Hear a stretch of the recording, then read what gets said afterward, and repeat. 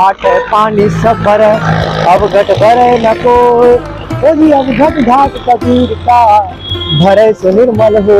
नमस्कार दोस्तों, आज से लगभग 626 साल पहले संत कबीर जी इस दुनिया में आए थे और उन्होंने अपने सद्ज्ञान से लोगों को संदेश दिया था कि अगर आपने भगवान को पाना है तो प्रथम आप गुरु बनाइए और उसके द्वारा बताए हुए मार्ग पर चलिए, तब आपको भगवान प्राप्त होगा।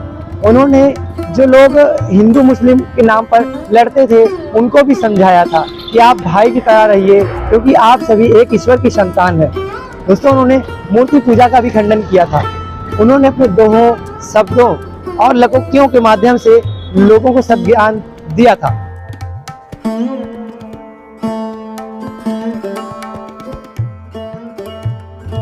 कहाँ से आया कहाँ को जाएगा, खबर करो अपने तन की, कोई सतगुरु मिले तो भेद बतावे, खुल जावे अंतर खिड़की, खुल जावे अंतर खिड़की।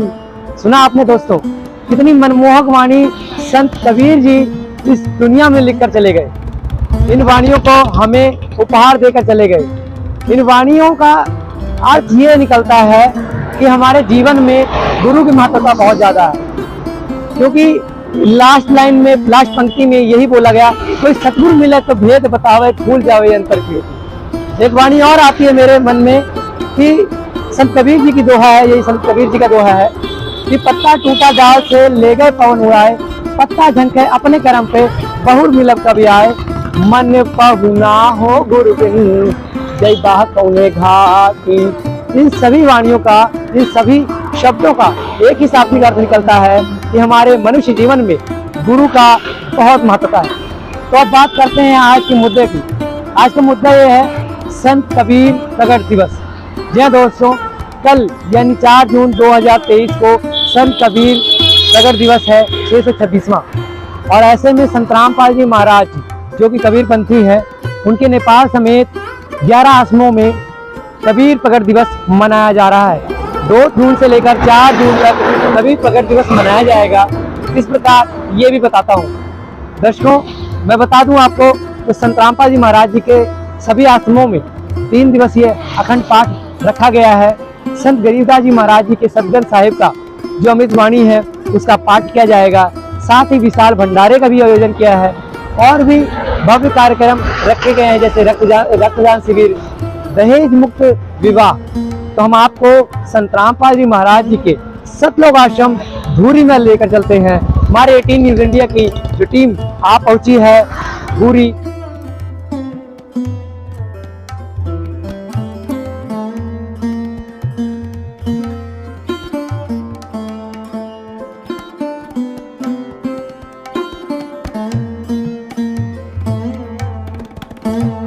हम पहुंच चुके हैं सतलोक आश्रम धूरी में। आप देख सकते हैं यहाँ पर सतलोक आश्रम धूरी का मेन द्वार है और आप मेरे पीछे एक बैनर दिख रहा है बड़ा सा, उस पर संत कबीर जी के कुछ दोहे लिखे हुए हैं। जैसे लिखा हुआ है, ना मेरा जन्म ना गर्भ बसेरा, बालक बन दिखलाया, काशी नगर जल कमल पटेला, डेरा कहाँ जुलाहे ने पाया।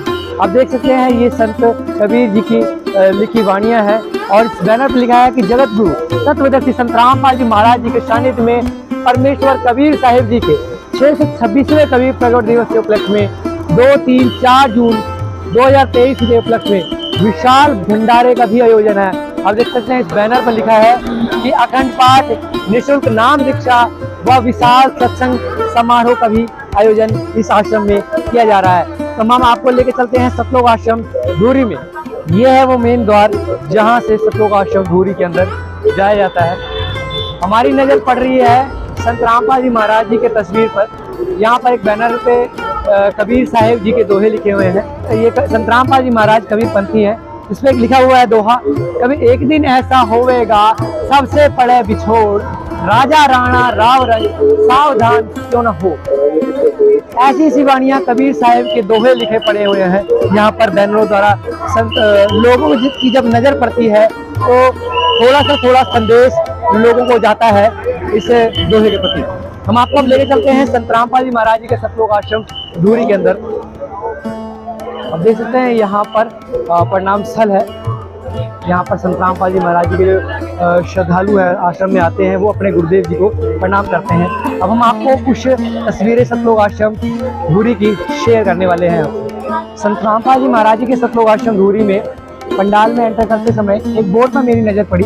इस पर एक लिखा हुआ है दोहा संत कबीर जी का, सत कबीर द्वारे तेरे पर एक दास भिखारी आया है, भक्ति की भिक्षा दे दी जो उम्मीद कटोरा ले आया है।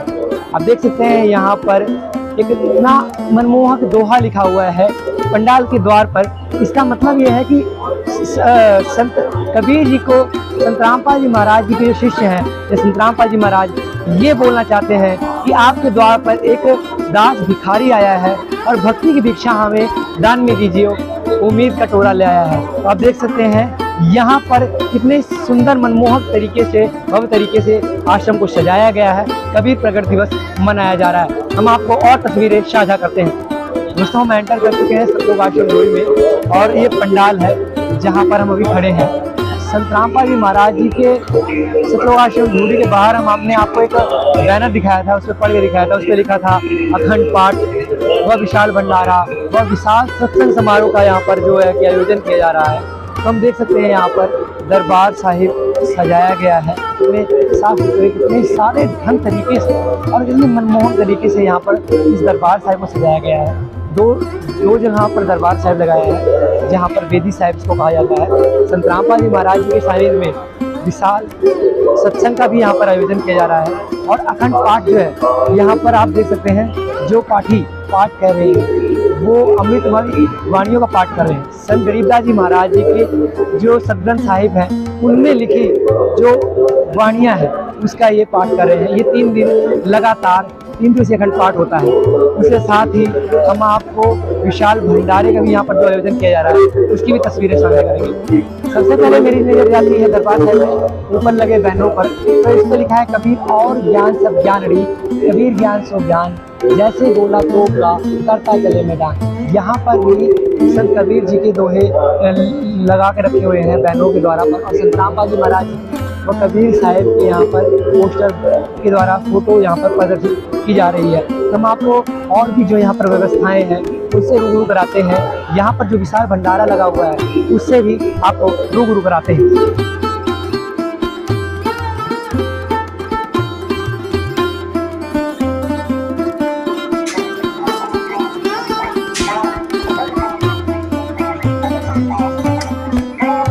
हमारे साथ मौजूद हैं भंडारकर के मुख्य सेवादार जो यहाँ की भंडारकर की सारी सेवाएं देख रहे हैं, पुर के राम की हर एक चीज़ की सेवा देख रहे हैं। हम इनसे कुछ जानकारी लेते हैं। नमस्कार जी। नमस्कार जी। क्या नाम है? अमरजीत जी। कहाँ से हैं? लुधियाना से जी। लुधियाना से। तो यहाँ पर आप भंडारकर की व्यवस्था देख रहे हैं जी, किस प्रकार से आप मैनेज करते हैं? देखो परमात्मा की दया से देखो भंडारे की जो सेवादार है उनको सब तरीके से चलाना, तरीके से बताना उसको कैसे सेवा करनी है वो सारा बताया जाता है। प्रकार से साफ सफाई का ध्यान रखा जा रहा है कुछ हमारे दर्शकों को? साफ सफाई एंड किसी भी प्रकार की कोई गंदगी ना आए, आस पास भी ना होने देना। ठीक, दूसरी ये है भंडारे बिल्कुल साफ सुथरे, हाथों पे साफ सुथरे करके भंडारा किया जाता है। एक बार में यहाँ पर कितने लोग खाना खा के जा सकते हैं? देखो ये लगभग एक बार में 500-700 6 पंक्ति में बैठ जाती है संगत। अच्छा। तो इतने भक्तों को भंडारा कराया जाता है।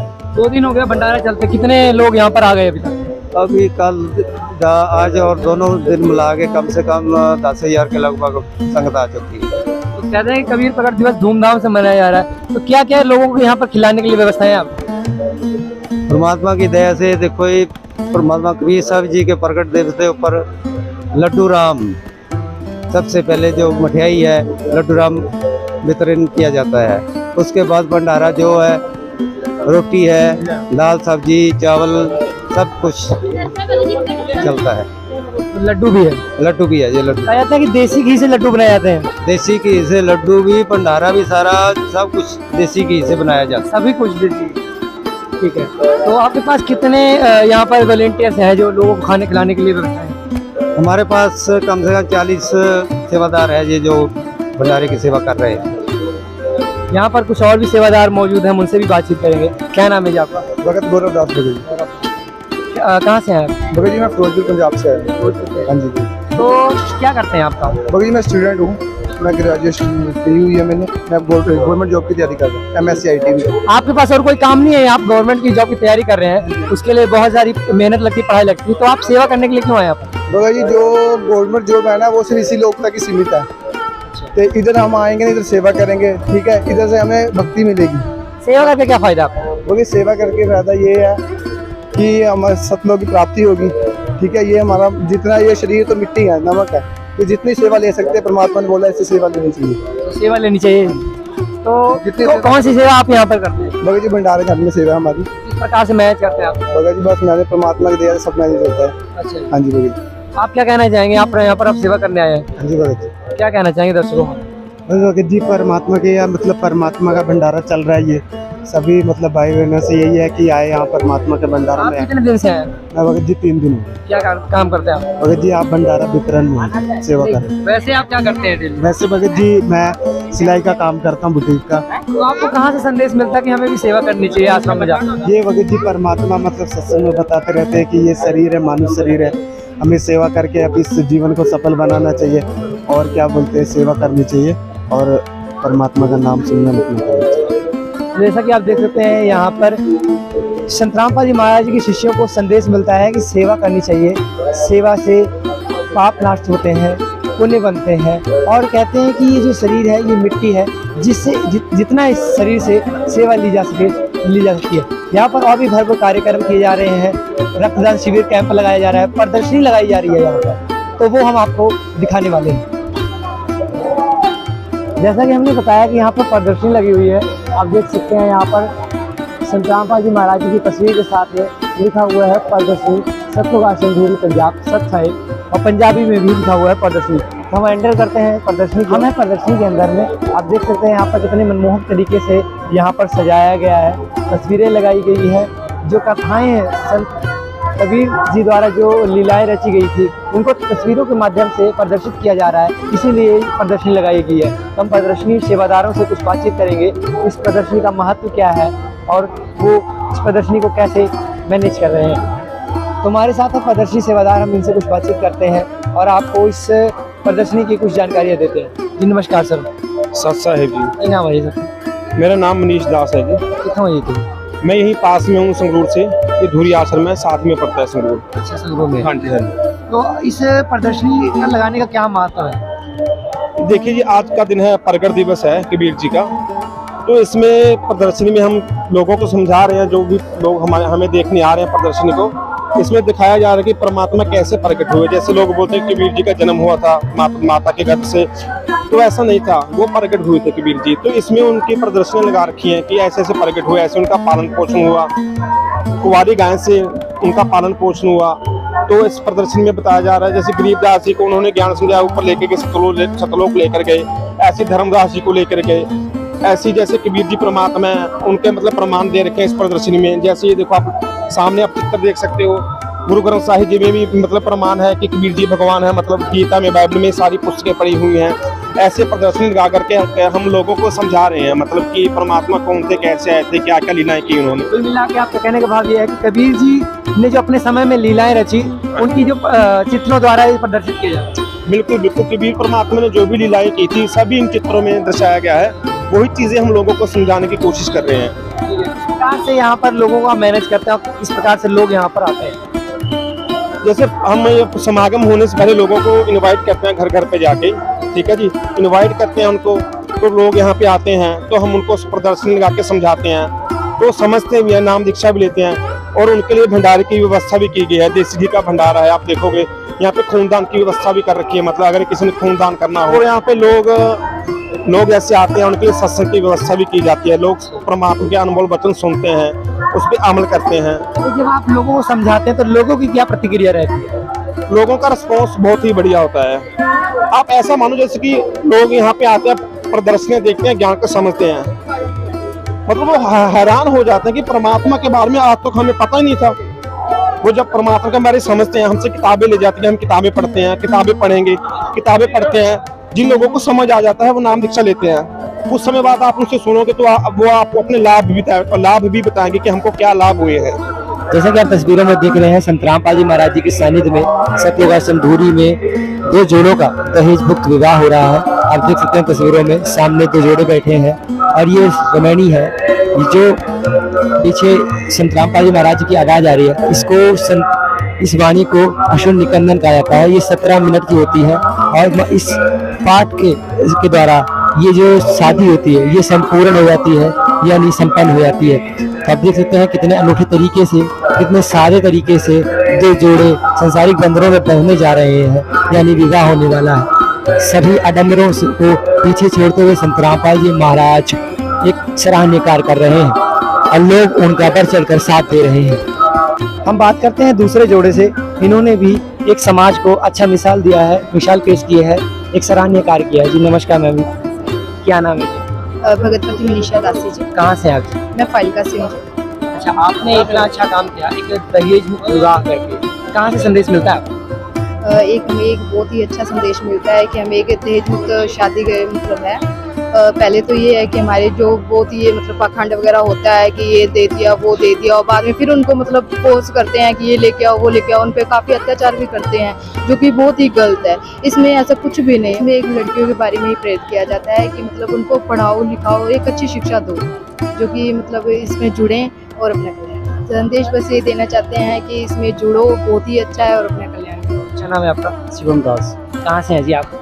अबोर से। अपोहर से हैं जी, फाजिलका से। आपने संत रामपाल जी से दीक्षा ले रखी है क्या? हाँ जी। ये संदेश आपको कहाँ से मिलता है? ऐसे अच्छा मिसाल आप बने हो समाज के लिए, दहेज रहित विवाह किया आपने, तो क्या कहना चाहेंगे दर्शकों को? ना दहेज लेना ना देना, ये संत रामपाल जी महाराज ने हमें बताया है कि भी मतलब किसी लड़की के माता पिता को नजायज नहीं सताना चाहिए और दहेज ना लें ना दें। सबसे बड़ी यही चाहिए। आपने ऐसे ही शादी क्यों की? आप रीति रिवाज के साथ भी जा सकते थे, मगर इतनी सिंपल और सादगी से क्यों विवाह किया? इससे बढ़िया तो यही है ना, अगर रीति रिवाज से अगर शादी करते हम तो मान लो कर्जा लेना पड़ता। कर्जा लेने से अच्छा है कि भी कर्जा लेके घी पीने से अच्छा है कि भी संत रामपाल जी महाराज जी के चरणों में आए हैं, हमने ज्ञान गंगा पढ़ी है, उससे हमें शिक्षा मिली हुई है कि भी सिंपल तरीके से शादी करो, ना दहेज लेना ना दहेज देना। आपने कोई भी मांग नहीं किया? कोई हमारी मांग नहीं है। आपकी तरफ कोई जबरदस्ती किया गया क्या? नहीं सर, ये हमारी मर्जी है, हम बिना दहेज से शादी करना चाहते आप अपनी हैं। मर्जी से करते हैं? हाँ जी।